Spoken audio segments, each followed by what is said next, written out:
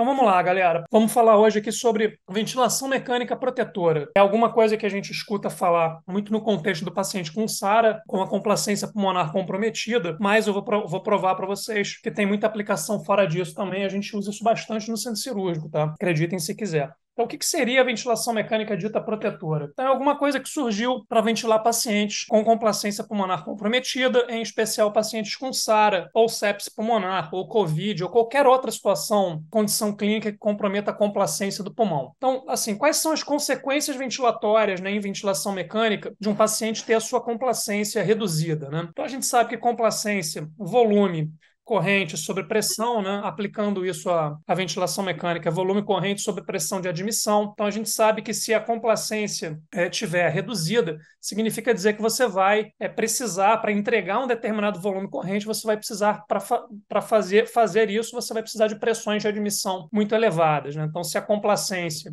ela está comprometida, o pulmão está duro, você só vai conseguir entregar volume corrente adequado, gerando grandes pressões de admissão. Então, complacência é o contrário da elastância, né? 1 sobre elastância é igual a complacência. Elastância grande, pulmão super elástico, por exemplo, paciente DPOC, você consegue entregar grandes somas de volume com pequenas pressões. Não que isso seja uma coisa boa, certamente não é. Agora, o contrário disso, a complacência comprometida também é muito ruim, né? Entregar volumes correntes que seriam normais às custas de pressões de admissão muito elevadas, é muito ruim, vai fazer a gente incorrer em um risco que a gente não quer de jeito nenhum, incorrer em ventilação mecânica, qual seja esse risco, o risco do barotrauma, né? Se eu estou ventilando com pressões de admissão acima de 35, para citar o valor especificamente que a gente usa como pressão de admissão de segurança, se eu estou com pressões de admissão acima de 35, eu estou incorrendo num risco clínico significativo de fazer barotrauma. Então, pensar que esse paciente com SARA tem a sua complacência pulmonar reduzida, tem o pulmão duro, vai gerar volumes correntes que seriam normais às custas de grandes pressões de admissão. Não bastasse a situação horrível que ele está do ponto de vista de mecânica ventilatória, ele ainda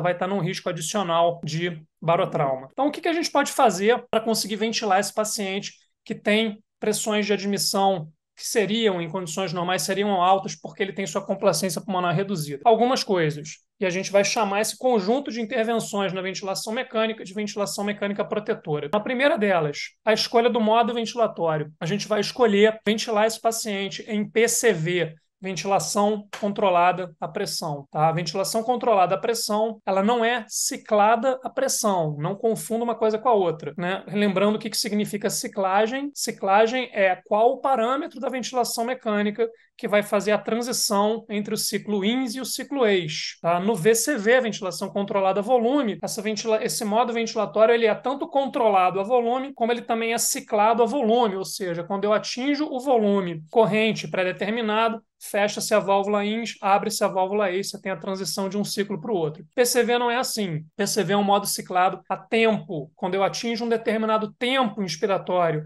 pré-determinado, a válvula INS se fecha, a válvula EIS se abre. Porém, PCV é sim controlado a pressão. Então, você vai setar uma pressão que a gente vai chamar do inglês de driving pressure, né, ou a pressão de pico inspiratória, por exemplo, só para citar um exemplo aqui, de 22 mais um PIP de 10, 22 mais 10. Eu tenho 32 de pressão de admissão, ok, eu estou dentro de um limite de segurança, lembrando que pressão de admissão é o somatório da pressão de pico inspiratório ou driving pressure mais a PIP, né?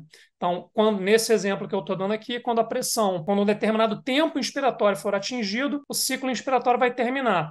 Porém, isso jamais vai acontecer, gerando uma pressão de pico maior do que foi setado, que é 22. Então, dessa maneira, eu consigo ter uma garantia, usando o modo PCV, eu consigo ter uma garantia muito mais acurada, com muito mais precisão, de que pressões de admissão acima de 35 não serão atingidas, por menor que seja a complacência pulmonar daquele paciente. Então, a primeira coisa que a gente vai fazer é escolher o modo ventilatório PCV, em detrimento dos demais, em especial aí do VCV, que a gente tanto usa em anestesia, né? Então, a primeira escolha, ventilar o doente em PCV, na ventilação mecânica protetora. Segunda questão, lembrando que eu provavelmente vou usar valores de PIP altos nesse paciente, que também vai ter um problema de oxigenação. A gente vai chegar nessa parte, não se preocupem. Eu provavelmente vou estar trabalhando com PIPs de 10, 12, às vezes até 14. Então, como eu preciso não atingir um somatório do PIP com a pressão de pico inspiratória que ultrapasse 35, eu vou acabar trabalhando com valores de pressão de pico que não vão ficar muito acima ali de 20 e 22, certo? Na maioria das vezes. De todo modo, que já é um valor alto, né? Eu não preciso de um valor tão alto para ventilar em PCV, nós aqui, ou pessoas com uma fisiologia, uma anatomia pulmonar normais, né?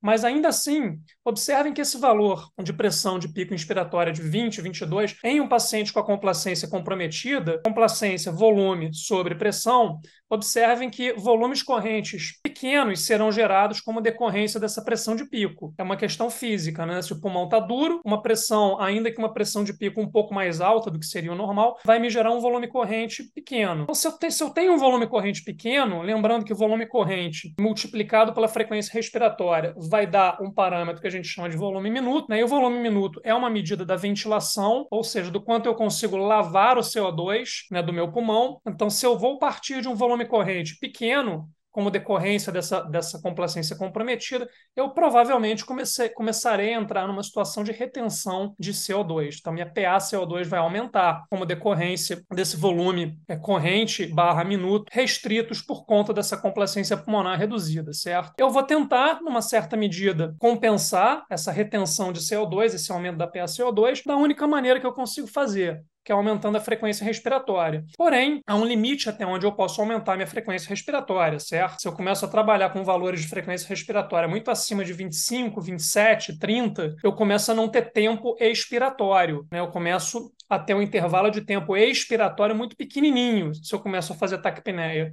E aí eu pioro o meu problema, porque se eu não tenho tempo expiratório, eu não consigo exalar o CO2. E aí, na verdade, por mais que eu esteja aumentando meu volume minuto, sem tempo expiratório, eu vou piorar, ao invés de melhorar a minha situação de retenção de CO2. Então, eu sim vou aumentar a frequência respiratória para compensar esse volume corrente reduzido, porém, tem um limite até onde a gente vai fazer isso. Em geral, a gente não vai trabalhar com frequências respiratórias maiores do que 22, porque senão a emenda sai pior do que o soneto. Na tentativa de lavar CO2, eu acabo incorrendo no contrário disso e começo a reter CO2.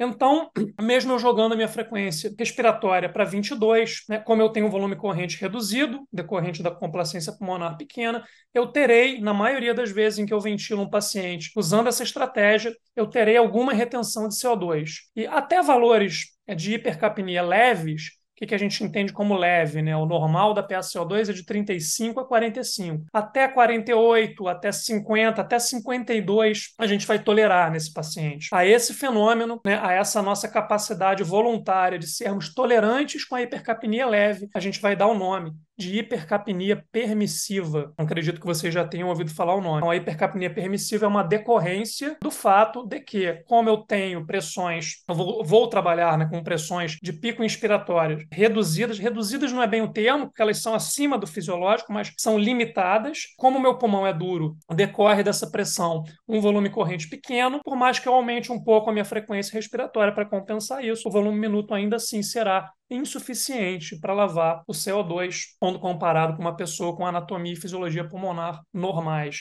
Então, haverá uma retenção de PaCO2 e a gente vai ser tolerante e complacente com isso, desde que seja uma retenção leve, e a gente vai chamar isso de hipercapnia permissiva. Então, esse é o segundo ponto, né? Então, escolher PCV para que a gente limite a pressão de admissão até 35, entender que haverá uma restrição ao meu volume minuto como decorrência disso, e por mais que eu tente compensar com a frequência respiratória, segundo ponto, vai haver retenção de CO2, a gente vai tolerar isso, hipercapnia permissiva. E o terceiro e último ponto tem sim a ver com o PIP, né? Eu comentei no início dessa fala que o PIP, na maioria das vezes, seria um PIP alto. E por que esse PIP vai ser alto? Esse paciente que tem a complacência pulmonar reduzida como decorrência de uma condição de SARA, por exemplo, qual é o substrato fisiológico que está por detrás disso? Por que a complacência pulmonar desse paciente está reduzida? Duas coisas estão acontecendo ali. Primeira delas, você tem destruição da arquitetura pulmonar. Então, você tem uma questão física, uma questão anatômica. Existe a destruição da microarquitetura pulmonar. Mas não é só isso que está acontecendo.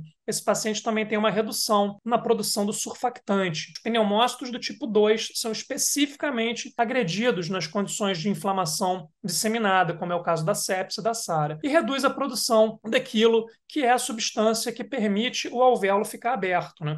Sem surfactante preenchendo a superfície alveolar, gerando aquilo que a gente vai chamar de tensão superficial, o que acontece com o alvéolo? Ele colaba. Ele não tem estrutura de músculo liso ao redor dele. Então, ele sucumbe à pressão intratorácica e colaba. O que mantém ele aberto é exatamente a presença desse líquido com propriedades químicas super específicas, que é o surfactante, que gera uma coisa chamada tensão superficial e mantém aquele alvéolo aberto. Então, como eu tenho destruição da arquitetura pulmonar e perda do surfactante, o que acontece no paciente com SARA? Um monte de alvéolo colabado, porém, esses alvéolos colabados estão sendo perfundidos. Quando eu tenho alvéolo colabado, que não ventila, porém perfunde, qual o nome que a gente dá para isso, da fisiologia cardiovascular e pulmonar? Efeito shunt. Chama-se efeito shunt. Então, quando eu tenho um monte de alvéolo colabado na SARA, porém perfundidos, eu tenho um efeito shunt significativo.